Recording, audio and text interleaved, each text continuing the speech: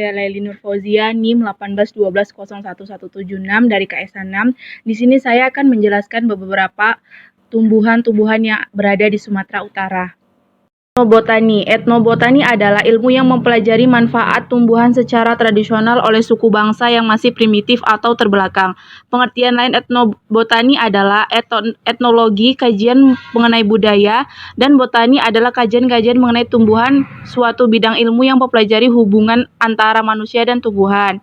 Istilah etnobotani dipahami sebagai suatu bidang ilmu yang mempelajari interaksi masyarakat dengan lingkungan hidupnya, khususnya tumbuhan. Tumbuhan memberikan manfaat yang begitu besar bagi manusia melalui berbagai khasiat yang dimiliki. Indonesia dikenal secara luas sebagai mega center keanekaragaman hayati biodiversity terbesar kedua setelah Brazil di dunia, yang terdiri dari tumbuhan tropis dan biota laut. Di wilayah Indonesia terdapat sekitar 30.000 jenis tumbuhan dan 7.000 diantaranya ditengarai memiliki khasiat obat. Obat merupakan sebagian tumbuhan atau bagian yang digunakan sebagai bahan obat tradisional atau jamu, baik secara tunggal maupun campuran, yang dianggap dan dipercaya dapat menyembuhkan suatu penyakit atau dapat memberikan pengaruh terhadap kesehatan. Beberapa contoh tumbuhan obat yang digunakan oleh masyarakat sekitar Sumatera Utara yaitu kumis kucing, merupakan tanaman obat berupa tumbuhan berbatang basa yang tegak. Kumis kucing bermanfaat untuk mengatasi kondisi seperti rematik, batuk, masuk angin, sembelit, sakit pinggang, infeksi, dan radang ginjal. Yang kedua yaitu ada banglai. Banglai mempunyai nama latin Zingiber casumuna rox. Manfaat banglai mampu melangsingkan tubuh, meredakan demam, migran, sakit kuning, cacingan, bahkan nyeri sendi. Banglai tumbuh di Asia Selatan dari hingga Indonesia.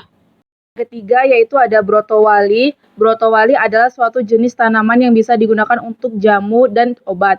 Brotowali mempunyai beberapa manfaat, diantaranya dapat digunakan untuk mengobati berbagai penyakit, melancarkan fungsi organ pernafasan, menambah nafsu makan, dan menurunkan kadar gula. Dan yang keempat ada daun sirih. Daun sirih berkhasiat menghilangkan bau badan yang ditimbulkan bakteri dan cendawan. Daun sirih juga bersifat menahan perdarahan, menyembuhkan luka pada kulit, dan gangguan saluran pencernaan.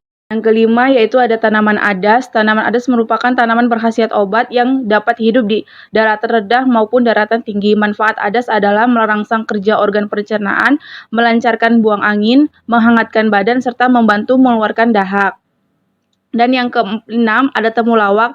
Temulawak tanaman termasuk dalam keluarga jahe. Temulawak ini sebagai tanaman obat asli Indonesia memiliki banyak manfaat dan khasiat.